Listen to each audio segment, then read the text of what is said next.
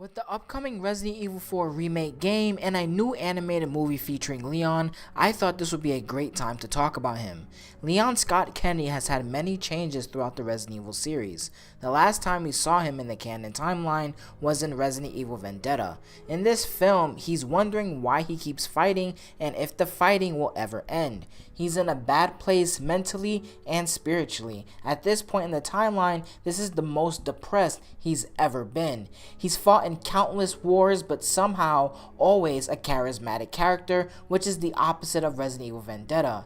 He's drowned himself in alcohol, resorting to drinking his problems away. Leon is the most human character in the entire series. From his drinking issues, depression, and other topics, we're going to dive into the dark side of Leon Scott Kennedy. The first thing I want to talk about is Leon's drinking issue. Did you know that Leon has always had a drinking issue, and this is what caused him to be late in Resident Evil 2? It's a little early to be that deep in the bottle, Leon. But why was he drinking, and where did I find this information? Well, Leon was actually drinking because the previous night he had broken up with his girlfriend, drove to Raccoon City, and spent the day in a hotel by himself drinking until he passed out. This is supported in 3 places. ResidentEvil.net used to have a character glossary of descriptions of every single character. Although Capcom took it down, I grabbed the screenshot years ago, and I put it in a video I had made. The second source is the official guide to Resident Evil 2, where it mentions this as well. Also, the Resident Evil 2 director did an interview with Famitsu, and this is where he also revealed that Leon had broke up with his girlfriend the previous night. This is why Leon was wearing his Raccoon City Police Department clothing already there. He had already gotten dressed, broke up with his girlfriend, drove all the way to Raccoon City, and drunk the day away. And in response, this is what pretty much saved his life, which is pretty insane. But this was the first signs of Leon's intense drinking problem, as whenever he's going through something terrible, he always turns to alcohol. So what? You're just gonna sit around here another week and do nothing? I never make plans that far ahead. Hey, another bottle here. Cancel that. Hey, who the hell? Enough! All right? What do you want, Redfield? What do you want, Leon? Cut the shit. I keep fighting and fighting and fighting.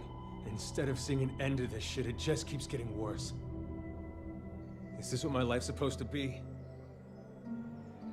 Fighting the living dead and the bastards that make them? What's the point of it all? Throughout the film, he's constantly talking about why are we still fighting, the fighting will never end. There's actually a bigger story around this mentality, and it comes from Resident Evil Infinite Darkness. In that movie, there was a character named Jason, and Jason's goal was to expose the world to BOWs and what they really are. To do this, he decided to transform himself into a BOW and expose himself to the world by going outside. This will create fear and chaos. However, this mentality is actually not wrong. You see, his ultimate goal was to stop the government and things that they do and completely stop BOWs. If he exposed himself to the world might prepare for a future of BOWs and perhaps change things for the better. Because if they don't change things, it will be a never-ending war against BOWs. Years later in Leon's life, he will actually experience the same exact feeling of the war never ending, always fighting the bastards who make them, and the problem always seems to get worse every single time.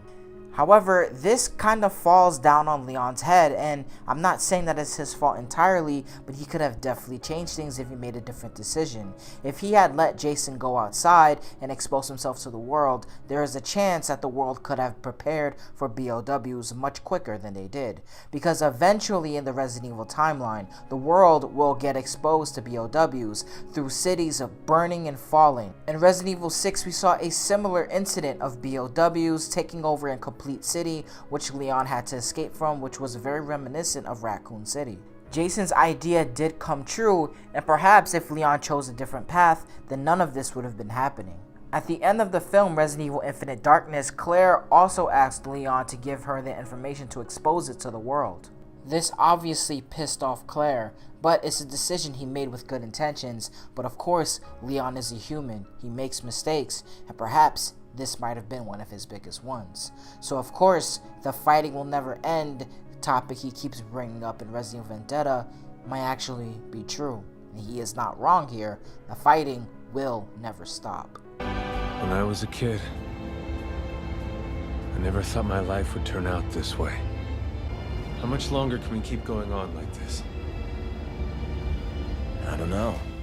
His relationship with Ada Wong is also one that is pretty toxic. She has stuck a gun in his face countless times, constantly went against him, keeping secrets, but yet Leon is always infatuated with her. In fact, in Resident Evil 6, although she is suspected for pretty much ruining everything for everybody, causing massive around destruction and killing so many people, Leon is the only one who defended her. Leon at this point in the story had no knowledge it was a body double of Ada who did this all along. So to him, it could have been the real Ada, but he refused to let her go, and that is something that's really interesting. Earlier in the story, Leon just said it couldn't have been her and that she wouldn't do this. Although not having knowledge of the body double, it's just his blind faith in her.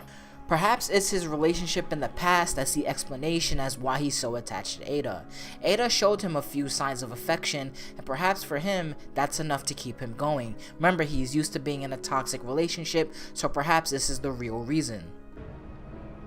She's working for Neo Umbrella. You know what that means? Yeah, I do. And you're still going to protect this woman? I am.